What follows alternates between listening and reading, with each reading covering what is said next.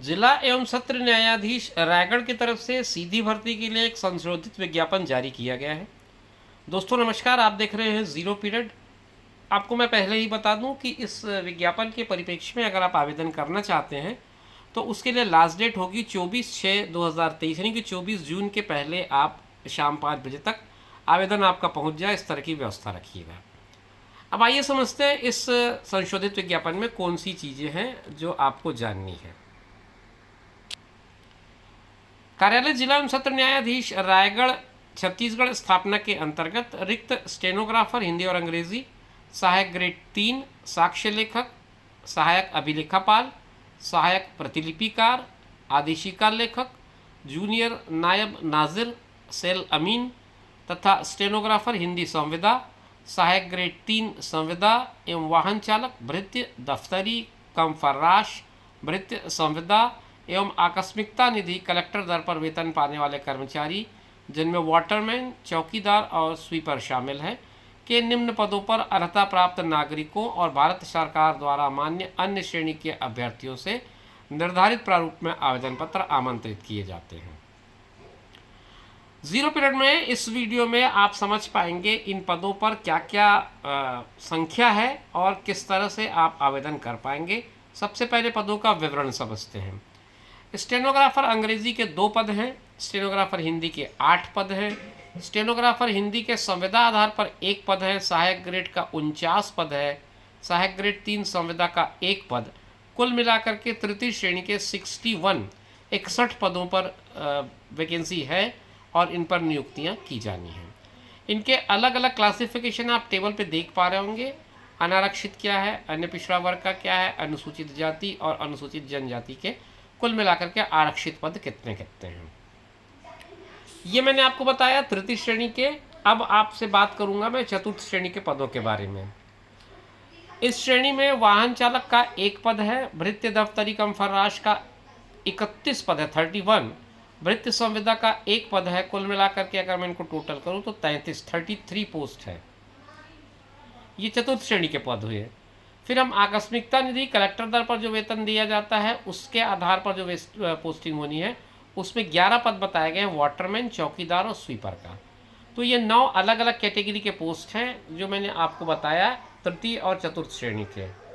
अब इनमें ये भी बता दूं कि पदों की संख्या में कमी भी हो सकती है या बढ़ोतरी भी हो सकती है। और महिलाओं के लिए आरक्षित पद केवल छत्तीसगढ़ राज्य की स्थानीय महिला अभ्यर्थियों के लिए लागू है, और अन्य शर्तें जो होगी वो मैं आपको एक एक करके डिस्कस करूंगा। स्टेनोग्राफर हिंदी के लिए आपको L7 का मैट्रिक्स मिलेगा। मान्यता प्राप्त विश्वविद्यालय से आरक्षित वर्ग का अगर अभ्यर्थी है तो उसे 40%, और अगर अनारक्षित वर्ग का है तो उसे 45% अंकों के साथ स्नातक की परीक्षा उत्तीर्ण होना जरूरी है। दूसरे बिंदु पर बात करूं तो छत्तीसगढ़ या मध्य प्रदेश शीघ्र लेखन मुद्रा लेखन बोर्ड द्वारा, शासन द्वारा मान्यता प्राप्त किसी अन्य समकक्ष बोर्ड द्वारा हिंदी शीघ्र लेखन परीक्षा उत्तीर्ण करने का कोई प्रमाण पत्र हो। अभ्यर्थी की कंप्यूटर में हिंदी टाइपिंग की गति 5000 kbps/h की होनी चाहिए। ध्यान रखें इस संबंध में आपका कौशल परीक्षा लिया जाएगा।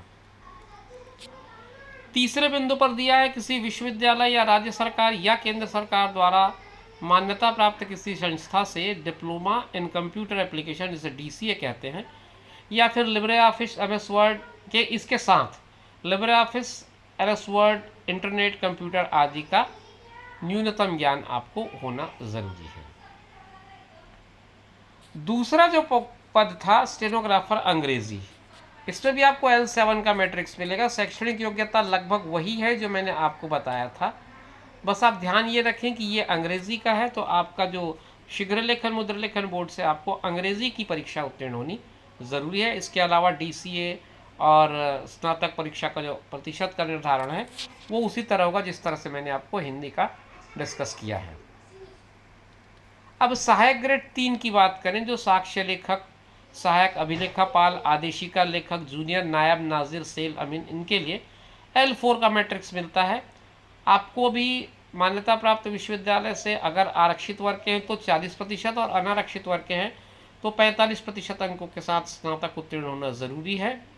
फिर आपको मान्यता प्राप्त यूनिवर्सिटी या फिर किसी संस्था से डिप्लोमा इन कंप्यूटर एप्लीकेशन, जिसे DCA कहते हैं, उसके साथ MS वर्ड, इंटरनेट, कंप्यूटर, ये सारी चीज़ों का ज्ञान होना ज़रूरी है। हिंदी टाइपिंग की जो स्पीड है आपकी वो 5000 की डिप्रेशन पर आवर की होनी चाहिए। इस बात का ध्यान रखें कि इसकी एक स्किल टेस्ट आपसे ली जाएगी। वाहन चालक के लिए आपके पास L4 का मैट्रिक्स मिलता है आपको, और आपको कक्षा 8वीं पूर्ण माध्यमिक परीक्षा उत्तीर्ण होने का प्रमाण पत्र प्रस्तुत करना पड़ेगा, और हल्का मोटर यान का वैध अनुज्ञप्तिधारी जीवित लाइसेंस आपको प्रस्तुत करना होगा। लगभग यही योग्यता आप समझ सकते हैं भृत्य के लिए होगा, लेकिन इसमें शैक्षणिक योग्यता 5वीं कक्षा उत्तीर्ण लिखी गई है, और पे लेवल भी आपका L1 का मिलना है। मैट्रिक्स लेवल L होगा, L1।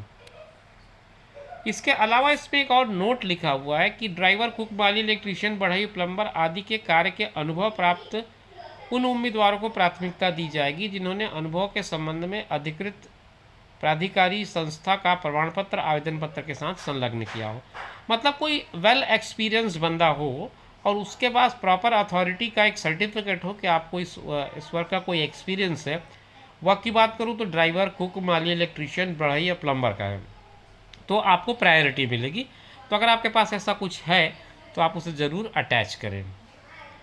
फिर संविदा आधार पर स्टेनोग्राफर हिंदी का जो है वो आपको मासिक संविदा वेतन 10,000 रुपये मिलना है, और योग्यताएं वही रहेंगी जो मैंने आपको पहले ही स्टेनोग्राफर के लिए बताई थी। सहायक ग्रेड 3 संविदा के लिए 9,000 रुपये मासिक वेतन मिलना है। योग्यताएं वही रहेंगी जो मैंने रेगुलर पोस्ट के लिए बताई थी। और ड्राइवर वाली का जो मामला है उसमें भी संविदा जो है उसमें लगभग वही बातें लिखी गई हैं। आकस्मिकता निधि के लिए जो है उसमें वाटरमैन, चौकीदार और स्वीपर के पद हैं। इसमें वेतनमान तो कलेक्टर रायगढ़ द्वारा जो निर्धारित दर होगा उसके आधार पर मिलेगा। शैक्षणिक योग्यता आपका 5वीं कक्षा उत्तीर्ण होना ज़रूरी है, और आपके पास भी यदि कोई इस तरह का वर्क एक्सपीरियंस का प्रॉपर अथॉरिटी द्वारा प्रमाणित सर्टिफिकेट है तो उसे आप अटैच कर सकते हैं। ये मूल चीज़ें मैंने आपको बता दी हैं। रोजगार कार्यालय में आपका जीवित पंजीयन होना बहुत ज़रूरी है। आयु सीमा में छूट के लिए आप ये पूरा PDF डाउनलोड करके समझ लें। अगर आप उसमें कहीं पात्रता रखते हैं तो आप उसको अप्लाई कर सकते हैं। मैं इसको थोड़ा सा स्क्रॉल कर रहा हूँ ताकि और कोई काम की बात अगर इसमें रह गई हो तो मैं आपके साथ शेयर कर लूँ, क्योंकि मुझे ऐसा नहीं लग रहा है कि और कोई चीज़ छूट गया है। लगभग सारी चीज़ें हमने शेयर कर ली हैं। अगर आप इस पूरे नोटिफिकेशन को प्राप्त करना चाहें तो ये एक आपको वेबसाइट दिख रही होगी, डार्क कलर में लिखा हुआ है ecode.gov.in/रायगढ़। इसके अलावा मैं नीचे डिस्क्रिप्शन बॉक्स में एक लिंक दे रहा हूँ, उस लिंक के थ्रू भी आप इसे डाउनलोड कर पाएंगे और समझ पाएंगे। ये पूरा आवेदन पत्र प्रस्तुत करने की प्रक्रिया सबसे इम्पोर्टेंट है। अब इस पर हम बात कर लेते हैं। आवेदन पत्र विज्ञापन के साथ संलग्न प्रारूप में प्रस्तुत किए जाएंगे। ये प्रारूप मैं डिस्क्रिप्शन बॉक्स में जो लिंक दे रहा हूँ उस पर ये पूरा PDF मिलेगा। PDF के लास्ट के 2 पेज होंगे जिसमें आपका एप्लीकेशन फॉर्म का फॉर्मेट मिलेगा। आप उसकी प्रिंट आउट ले लें, उस प्रिंट आउट को भर लें और भर के उसको आवेदन पत्र की तरह इस्तेमाल कर सकते हैं। 24/6 की शाम 5 बजे तक लिफाफे पर, बंद लिफाफे पर वो आपको भेज देना है, पहुंच जाए, ताकि आवेदित पद का नाम लिखना है। पदों पर नियुक्ति हेतु आवेदन पत्र लिखा हो। कार्यालय जिला एवं सत्र न्यायाधीश रायगढ़, ये पता होगा जहां आपको भेजना है। पिन कोड नंबर है 496001। और जब आप भेजें तो ध्यान रखें वो या तो रजिस्टर्ड पोस्ट से हो या फिर स्पीड पोस्ट से हो या फिर कोरियर से हो। 3 माध्यम आपको बताए गए हैं, और सारे प्रमाण पत्र को आप सेल्फ अटेस्टेड कर दें और उसके बाद उसे आप भेज दें। तो कुल मिलाकर के लगभग सारी चीज़ें हमने डिस्कस कर ली। फॉर्म कैसे भेजा जाएगा ये भी हमने आपको बता दिया। अगर आपने पहले ऐसा कोई आवेदन भेजा होगा तो उस पर विचार नहीं किया जाएगा, प्रकाशन तिथि के बाद का ही आवेदन स्वीकृत होगा, ये लिखा है। चयन प्रक्रिया के विषय में बात करें तो उसके लिए एक स्वतंत्र लिखित परीक्षा जिला एवं सत्र न्यायाधीश रायगढ़ द्वारा गठित भर्ती कमेटी द्वारा आयोजित की जाएगी, जिसमें सामान्य ज्ञान, समसामयिक घटनाएं, सामान्य गणित, सामान्य मानसिक योग्यता के 50 प्रश्न पूछे जाएंगे, और उसके बाद प्राप्तांक के आधार पर 15 गुना अभ्यर्थियों को कौशल परीक्षा के लिए आमंत्रित किया जाएगा।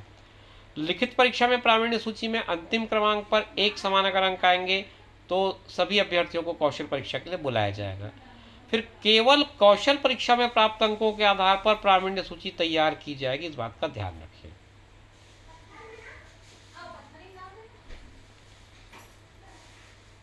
मेरा ख्याल है कि लगभग सारी चीज़ें हो गई हैं।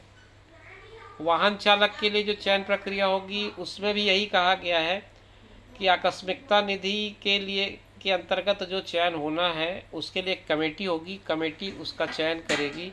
100 अंकों का कौशल परीक्षा होगा जिसमें शारीरिक क्षमता, बौद्धिक क्षमता, आज्ञाकारिता, ये सारी बिंदुओं को परखा जाएगा।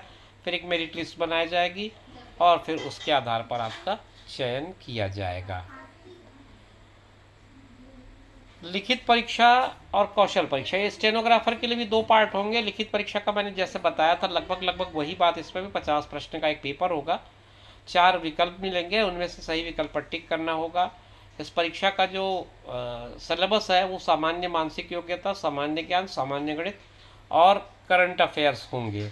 1 घंटे का ये पेपर होगा। उसके बाद रिक्त पदों का 15 गुना बुलवा कर फिर उसका कौशल परीक्षा लिया जाएगा और कौशल परीक्षा के बाद फिर आपका फाइनल लिस्ट बनाया जाएगा।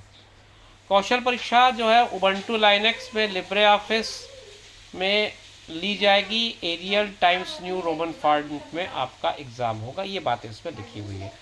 मैं इसमें बहुत सारी टेक्निकल चीज़ें हैं जिसको मैं आपको बहुत स्पेसिफाई करके नहीं बता पा रहा हूँ, इसलिए मैं आपको सलाह दे रहा हूँ कि इस PDF को आप डाउनलोड कर लें और विस्तारपूर्वक पढ़ लें। हो सकता है आपकी ऐसी बहुत सारी काम की चीज़ें हो जो मैंने इस डिस्कशन में आपके साथ शेयर नहीं किया हो, तो बेहतर होगा कि आप उन चीज़ों को डाउनलोड करके पढ़ के समझ लें।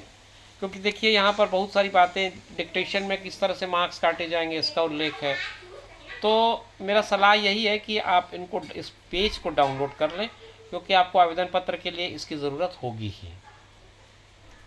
ये पूरा चयन प्रक्रिया इसमें समझाया गया है, तो मैं समझता हूँ कि आप इसको डिटेलिंग में जा कर के समझ लें। ये आवेदन पत्र का प्रारूप मैं आपको दिखा रहा हूँ, इस तरह से एक आवेदन पत्र आपको भेजना है। तो मित्रों, उम्मीद करता हूँ कि आपको चीज़ें स्पष्ट समझ में आ गई होंगी और अगर आप आवेदन करना चाहें तो आपके पास जो समय सीमा बताई गई है उस समय सीमा के भीतर आप अपना आवेदन भेज दें। शुभकामनाओं के साथ इस वीडियो को मैं यहीं पर विराम दे रहा हूँ। आगे आपसे फिर बात करेंगे, तब तक के लिए दीजिए इजाज़त।